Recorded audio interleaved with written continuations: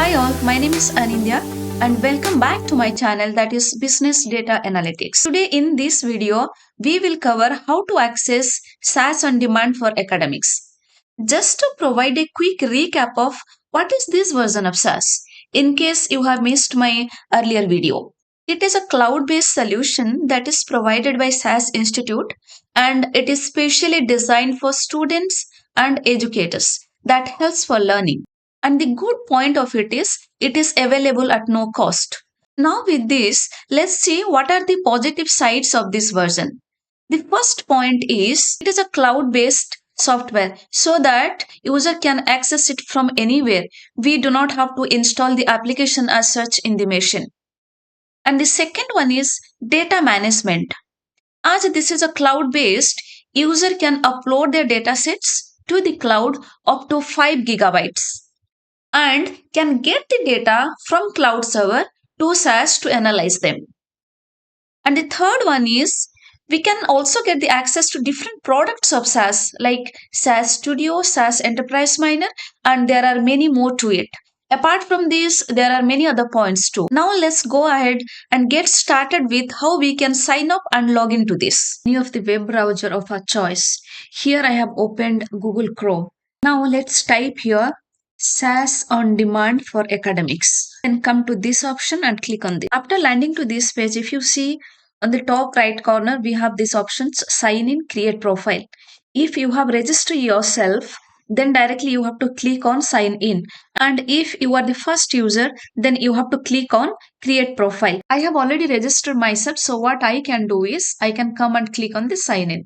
But let me show you guys if a new user is coming, how he would create a profile. So let's create on create profile option here.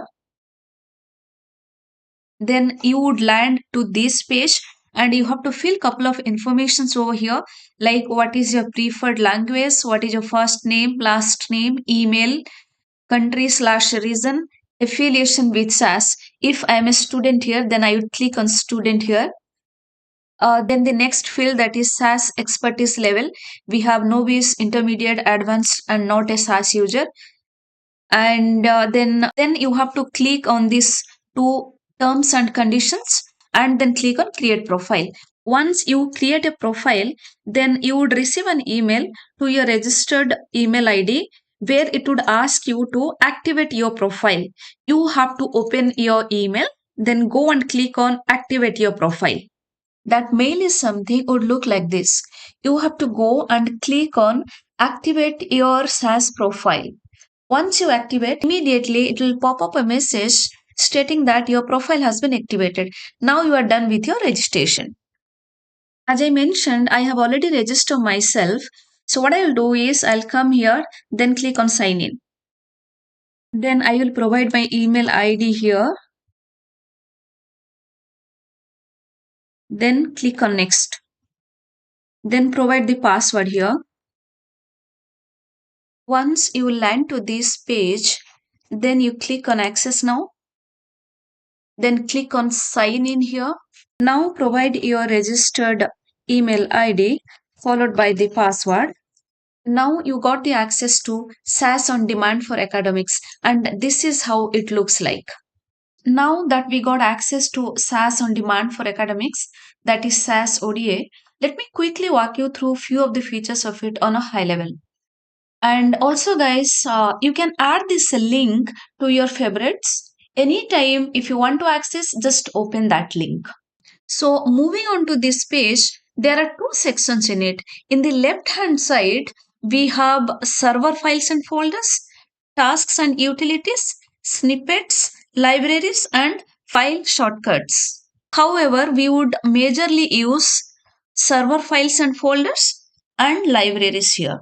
Now coming to files and home, this is the area where we would store and access our files.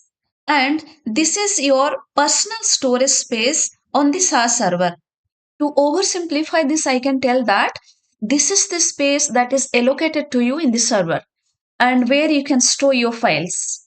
Hope this is clear now. And library is something where system defined datasets are available. We can use them for our practice purpose. Moving on to right side of the page, that is program 1. So program 1 is something, it is like a board where we would write the SAS syntax. We also can create a new program, but by default program 1 is something that comes up. And in each program 1, it does have three tabs into it. The first one is code, the second one is log, and third one is the results. So code is a window where we can write the SAS syntax. And coming to the second one, that is log, it is a window where if anything goes wrong in the code, that gets captured. Basically, it is an error window and it clearly mentions at which part of the code there is an error. And coming to the third one, that is results. This window is basically for reports, tables, and any kind of graphical outputs.